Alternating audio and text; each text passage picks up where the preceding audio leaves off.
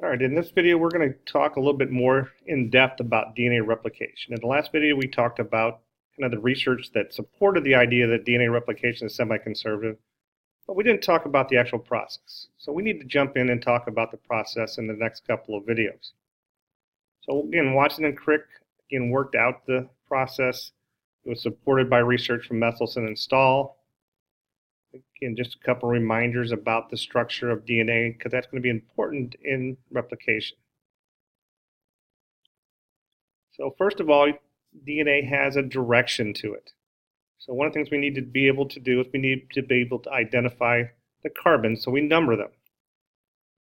So there's 1, 2, 3, 4, 5 carbons in the DNA molecule.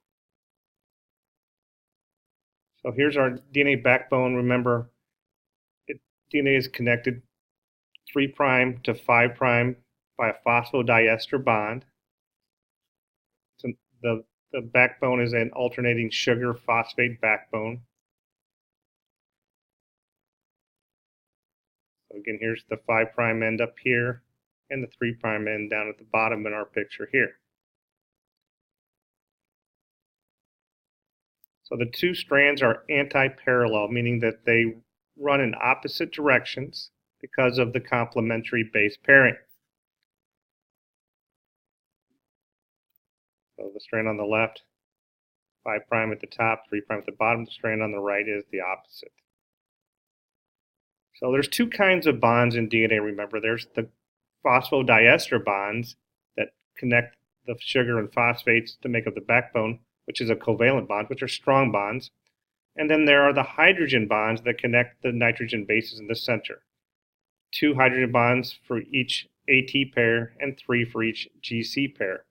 And remember, hydrogen bonds are relatively weak, and so they can be broken with relatively small amounts of energy, which is important because to replicate the DNA, we've got to split it open in the center where the hydrogen bonds are located. So remember, there's two kinds of bases. There's purines, adenine and guanine. Purines have a double ring structure, and the pyrimidines, which have a single ring structure, are thymine and cytosine. Remember, one purine goes with one pyrimidine. In particular, adenine and thymine go together, and guanine and cytosine go together. So again, 2 hydrogen bonds for adenine, thymine, 3 for cytosine, guanine. So how does this replication process work? Well, we know it's a semi-conservative process, which means each replicated strand is half old and half new DNA, because the old strand is the template.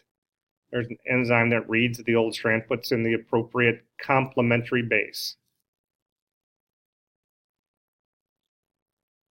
So this happens in what we call replication bubbles. And you can have several replication bubbles occurring along the DNA in order to speed up the process, because there's lots of bases to be copied each time a cell divides. So step 1 is to unwind the DNA. We've got to open up the DNA to form the bubble. There's a helicase enzyme that takes care of that for us.